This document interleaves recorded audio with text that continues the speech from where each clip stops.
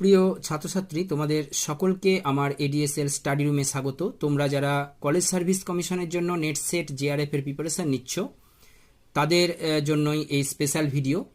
তো তোমরা জানো পেপার 1 এবং পেপার 2 এই দুটো সাবজেক্টে তোমাদের এক্সাম নেওয়া হয়। তো পেপার 2 এ যারা এডুকেশনকে মেথড সাবজেক্ট হিসেবে বেছে নিয়েছো, তাদের তো অবশ্যই এই ভিডিওটা দেখতে হবে শেষ পর্যন্ত।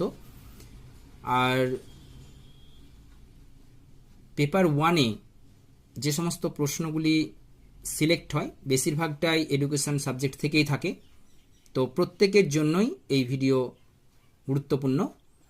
তো আমরা শুরু করছি 9 নাম্বার দাগের প্রশ্নটি দিয়ে। A statistical measure based on the entire population is called parameter.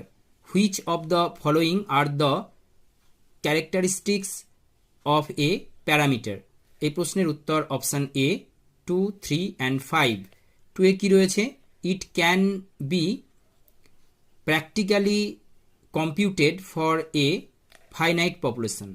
Next 3 number দাগে রয়েছে it has a fixed value for a given population under given conditions।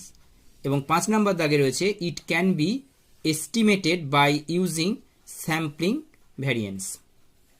Next প্রশ্ন 10 নাম্বার দাগের which of the following statements are true for reliability of a measuring instrument? এই প্রশ্নের উত্তর option B 2, 3 and 5। 2 নম্বরে কি রয়েছে?